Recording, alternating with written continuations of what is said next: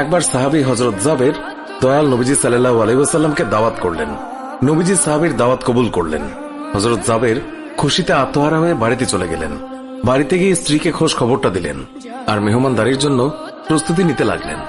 বড় ছেলে আব্দুল্লাহকে নিয়ে খাসি জবাই করে অন্য কাজে যখন হযরত জাবের ঘর থেকে বাইরে গেলেন, ইতিমধ্যেই হযরত জাবেরের ছোট ছেলে ঘুম থেকে উঠে খাসি তালাশ করতে লাগলো। বড় ভাই তাকে জানায় খাসিটিকে জবাই করা হয়েছে। ছোট ভাই বায়না ধরল, খাসি কিভাবে জবাই করে আমাকে তা দেখাও।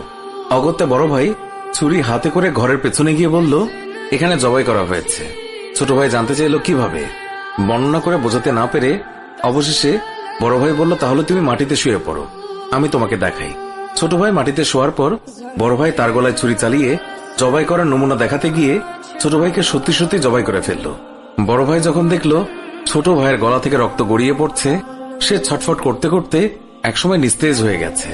তখন বুঝলো ব্যাপারটি কি ঘটেছে। আতঙ্কিত হয়ে সে নিকটবর্তী খেজুর গাছের চূড়ায় উঠে আত্মগোপন করে রইল।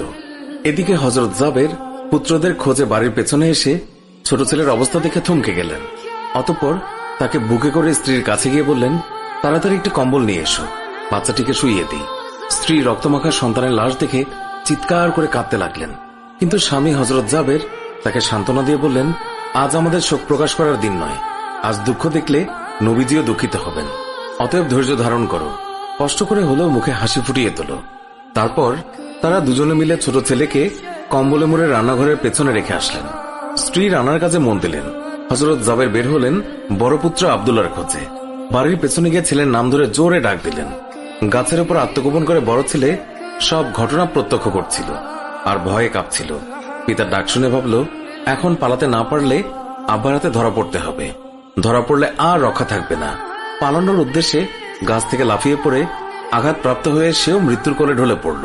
পিতা কাছে গিয়ে দেখেন আব্দুল্লাহর দেহে প্রাণের স্পন্দন নেই।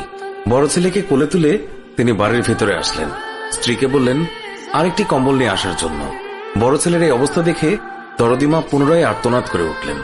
স্বামী তাকে পুনরায় সান্ত্বনা দিয়ে বললেন, ধৈর্য ধরো, আজ আমাদের দুঃখ প্রকাশের দিন নয়, আজ আমাদের পরম আনন্দের দিন।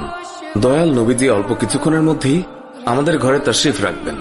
তারপর দুজনে মিলে বড় ছেলের লাশও কম্বলে মুড়ে ছোট ছেলের লাশের পাশে রাখলেন।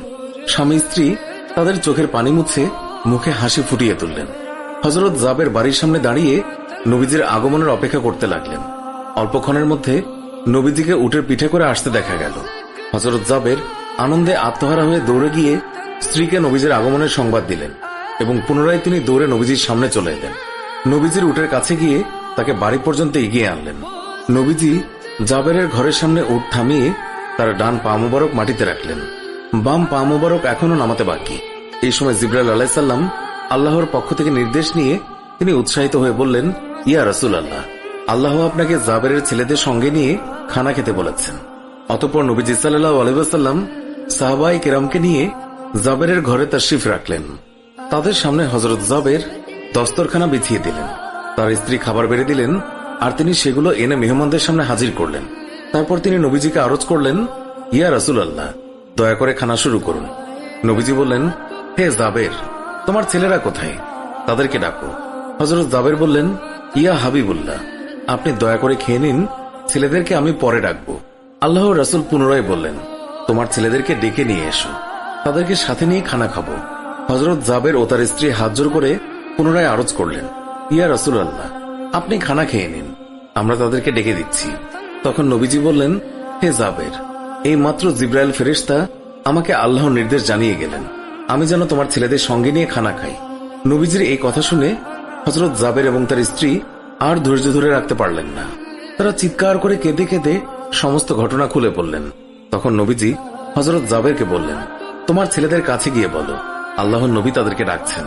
হযরত জাবের নবীজির নির্দেশ মোতাবেক ছেলেদের লাশের সামনে গিয়ে তা বললেন। সঙ্গে সঙ্গেই তারা দুইজন আল্লাহু আকবার বলে উঠে নবীজির কাছে তারা দৌড়ে চলে গেল। অতঃপর নবীজি সাল্লাল্লাহু আলাইহি ওয়াসাল্লাম আল্লাহর নির্দেশ মোতাবেক হযরত জাবেরের দুই সন্তানকে নিয়ে খানা খেলেন। সুবহানাল্লাহ।